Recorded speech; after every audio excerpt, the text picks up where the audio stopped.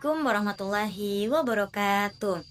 Perkenalkan, nama saya Saidun Nur Fazila, semester 3 dari program studi komunikasi penyiaran Islam dengan NIM 2024 1700 411010 dengan mata kuliah komunikasi massa. Nah, di sini saya akan menjelaskan tentang ekonomi dan kuasa media dalam komunikasi. Nah, sebelum kita memasuki ke pembahasan intinya, saya akan menjelaskan sedikit tentang komunikasi massa. Nah, kawan-kawan, kan kita semua juga pasti belum tahu kan apa sih komunikasi massa itu? Apakah komunikasi itu ada masanya atau lain sebagainya? Nah, di sini saya akan menjelaskan sedikit tentang komunikasi massa itu. Jadi, komunikasi massa adalah penyampaian pesan dari komunikator ke khalayak luas. Jadi, dari komunikator dari seseorang yang berbicara ke khalayak luas, dia ke semua orang.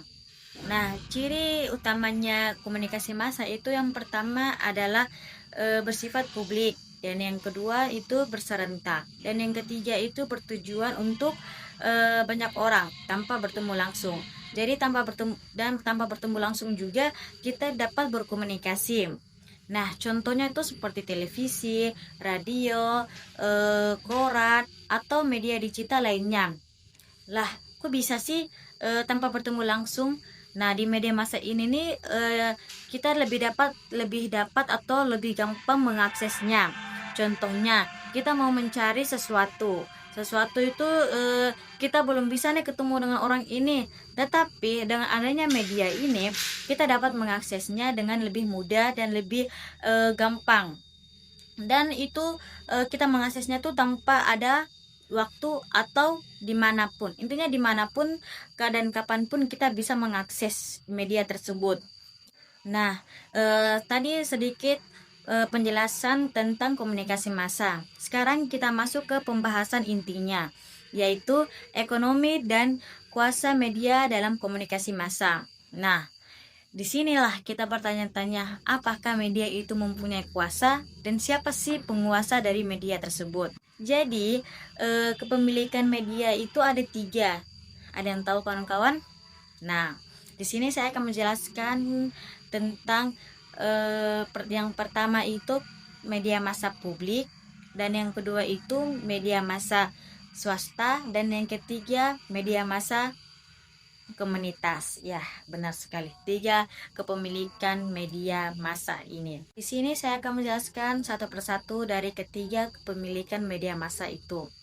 Nah, media massa publik ini adalah media yang dikelola oleh negara dan pemerintah. Bertujuannya untuk apa sih? Kenapa bisa dikelola atau dikelola oleh negara atau pemerintah?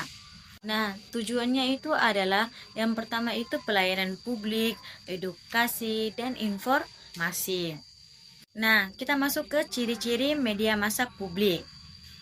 Jadi kawan-kawan, ciri-ciri media massa publik itu yang pasti yang pertama itu apa? Ya, yang pertama itu adalah dibiayai oleh negara. Dan yang kedua itu lebih pada kepentingan warga atau masyarakat umum. Dan isi dan ciri-ciri lebih lebih lebih jelasnya itu media massa publik itu lebih ke formal. Dia formal sekali.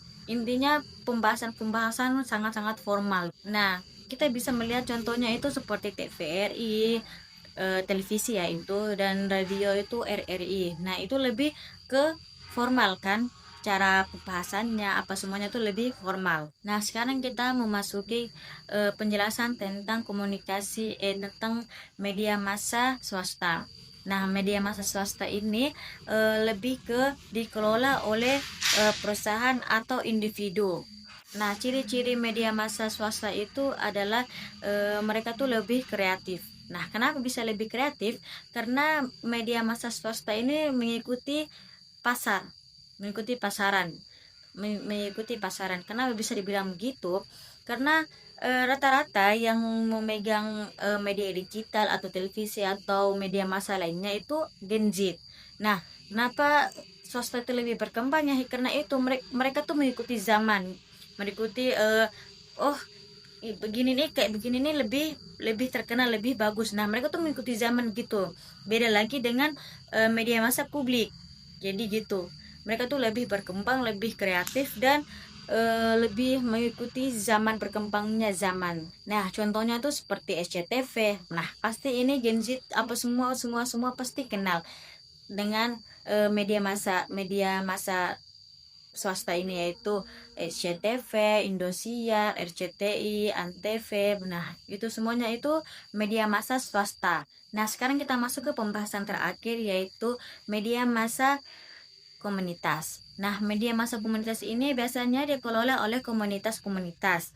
Contohnya komunitas masyarakat, komunitas perkuliahan atau kampus, desa. Nah, itu komunitas-komunitas begitu masuk ke televisi media massa komunitas. Ciri-ciri media massa komunitas ini nih dia tuh lebih ke bersifat lokal, kontennya lebih lebih ke lokal-lokal tentang daerah atau tentang komunitas-komunitasnya tertentu begitu. Nah, tiga pembahasan itu sudah selesai, maka selesai juga penjelasan dari saya.